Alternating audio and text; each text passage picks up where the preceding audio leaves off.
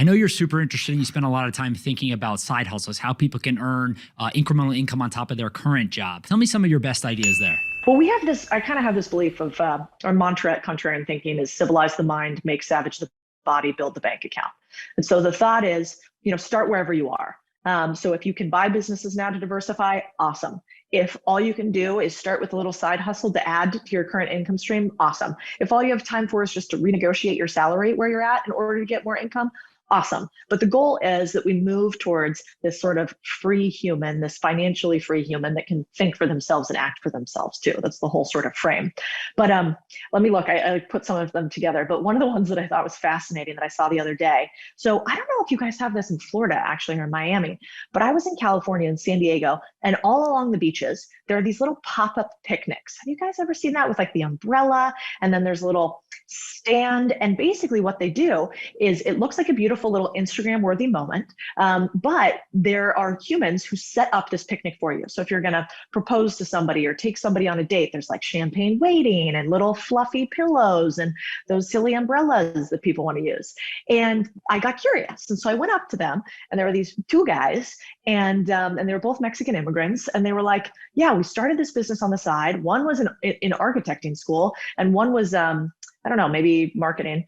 And they were like, yeah, we started this business. We now make $7,000 a month by putting together a few pillows, like a little charcuterie board, and a couple of different umbrellas for people. And we set up so they do 3 different segments each day. You can do morning, afternoon, or evening.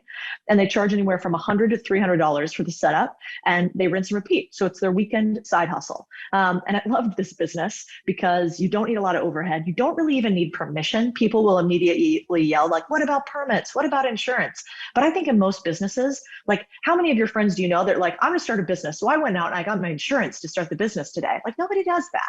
So like you start where you are. And this one I thought was fascinating. So now they make, whatever 7 times 12 is a year. If I told you this weekend, Friday afternoon, you had to go make $1,000 in cash by Monday morning, what would you do? Do I have anything? Like any? We'll call it incremental income. Basically, you can use a couple dollars to buy some goods or some tools that you need. But basically, yeah, you just got to go earn $1,000. You can't set up a structure. You don't want to set up something that's going to last. It's just as quick as you can $1,000. Yeah. I mean, I don't hate this pop-up picnic idea. I would basically, the first tenet would be pre-sale. So I would basically say, I'm a pretty convincing salesperson. So I think I would probably go around on the internet. I'd do something for free, like create a free Instagram account and basically offer, something. It could be a pop-up picnic. It could be like a cool dinner that you set up for people, but I would set up an experience because people are craving experiences right now post-pandemic.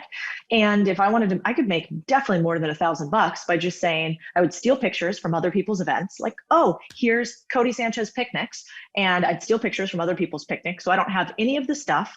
I don't have any money to buy the stuff, but I would put it out and I would target towards people who were located in the park before. So you know how you can check the geo-targeting in Instagram? So I'd go to like here, I'd be like, who was at Zilker Park? Here's a bunch of people that look like they were there recently. I'd probably ping 50 of them and say, I have this opening. It's my last one. It's on Saturday.